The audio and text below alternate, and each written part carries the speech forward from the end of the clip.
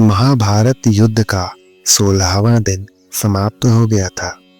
कर्ण के हाथों विजय आते आते रह गई, जिसे देखकर दुर्योधन अत्यंत क्रोधित हो गया था।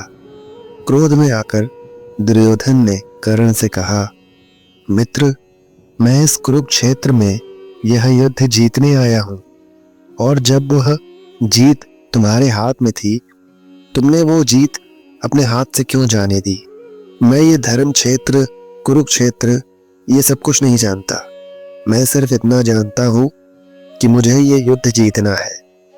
ये सुनकर कर्ण बोला, मित्र, मेरा बाण जब अर्जुन की छाती को चीरता, उससे पहले ही संध्या हो जाती, इसलिए मैंने वो बाण जो अर्जुन को परलोक पहुंचा सकता था नहीं चलाया। परंतु हे मित्र, तुम आराम से सो जाओ, युद्ध खत्म नहीं हुआ है। ये राधेय कल फिर युद्ध करेगा, और कल का युद्ध इतिहास सदैव याद रखेगा। इतना कहकर कर्ण अपने शिविर में चले जाते हैं। रात्रि हो गई थी, किंतु कर्ण स्वप्न में ब्राह्मण द्वारा दिए गए श्राप को याद कर रहा था कि कैसे अनजाने में उससे एक ब्राह्मण की गाय का बछड़ा मर गया था, जिस पर क्रोधित होकर वो ब्राह्मण कर्ण से कहता है कि हे योद्धा, तुम तो दानवीर हो, क्या ये जीवन दान दे सकते हो? मेरी गाय को, उसका बछड़ा जो यहाँ मरा पड़ा है, उसे लौटा सकते हो? मेरी गाय अपने बछड़े के लिए बिलख रही है, तो क्या उसके धनों का दूध तुम्हें श्राप भी नहीं दे सकता?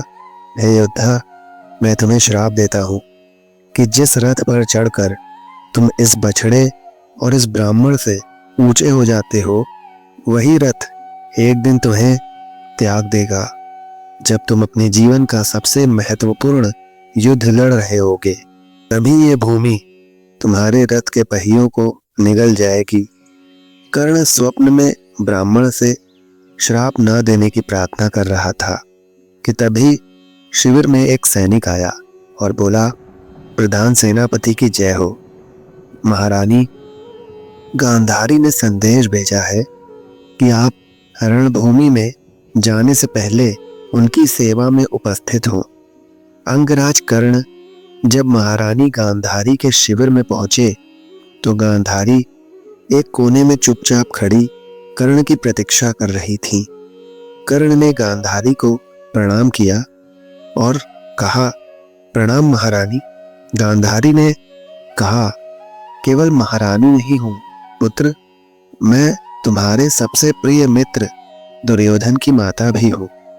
इस नाते मैं तुम्हारी भी माता हुई, इसलिए यदि संभव हो तो कुछ पल के लिए ही सही ये भूल जाओ कि मैं महारानी हूं। राधेय, तुम दुर्योधन के मित्र हो, इस नाते मैं तुम्हें पुत्र कहने का अधिकार रखती हूं या नहीं? कर्ण ने कहा, आप महारानी होने के साथ साथ हस्तिनापुर की राजमाता भी है, जिस नाते आप पूरे राज्य की माता है। तो हे राजमाता, यदि मैं दुर्योधन का मित्र नहीं भी होता, तब भी आपको मुझे पुत्र कहने का अधिकार होता। गांधारी ने कर्ण को आशीर्वाद देते हुए कहा, आयुष्मान भव पुत्र।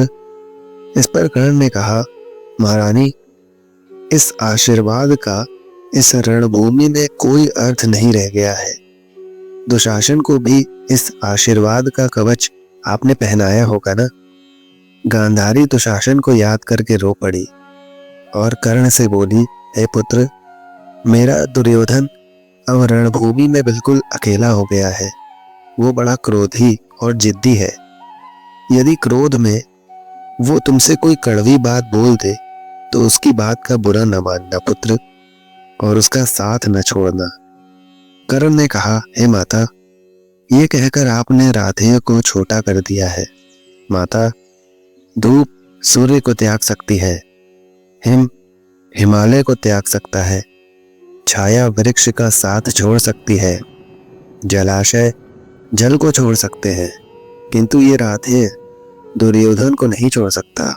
इसलिए मेरे जिंदा रहते दुर्योधन के वीर गति को प्राप्त होने के मैंने सारे मार्ग अपनी निष्ठा से बंद कर दिए हैं। हे माता, मेरे वीर गति को प्राप्त होने के बाद क्या होगा ये मैं नहीं कह सकता। गांधारी ने घबराते हुए कहा, पुत्र, तुम अपने वीर गति को प्राप्त होने की बात क्यों कर रहे हो? कर्ण ने कहा, वो इसलिए माता कि आज अर्जुन से मेरा अंतिम युद्ध होने वाला है। आज या तो अर्जुन जिंदा रहेगा या फिर ये सूत पुत्र कर्ण। हे माता, आप हम दोनों में से किसे आज का सूर्य देखने का आशीर्वाद देंगी? गांधारी कर्ण के इस प्रश्न पर मौन हो गई और कुछ देर के बाद बोली, मेरे पास इस प्रश्न का उत्तर नहीं है, पर मैं दुर्योधन और अर्जुन दोनों को जीवित देखना चाहती हूँ। कर्ण ने कहा, ये तो संभव नहीं है माता, लेकिन मेरा ये प्रश्न नहीं था।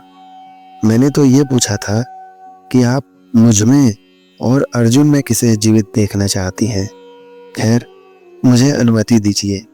माते, इस प्रश्न का उत्तर ना दीजिए। इतना कहकर कर्ण रणभूमि की ओर चल दिया।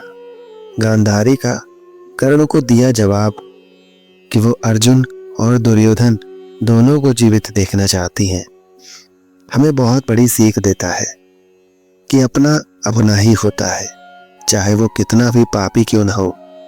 कर्ण ने बार बार गांधारी से यही प्रश्न किया कि वो उसमें और अर्जुन में किसे जीवित देखना चाहती है, और हर बार गांधारी ने अर्जुन और पापी दुर्योधन को चुना, कर्ण को नहीं, क्योंकि गांधारी जानती थी कि चाहे अर्जुन उसका पुत्र का परम शत्रु क्यों न हो, फिर भी वो अपना है, अपना रिश्तेदार है।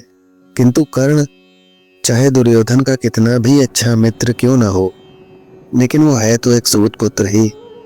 तो मित्रों, आज की वीडियो आपको कैसी लगी हमें कमेंट में अवश्य बताएं। मैं उम्मीद करता हूँ कि आपको ये वीडियो पसंद आई होगी।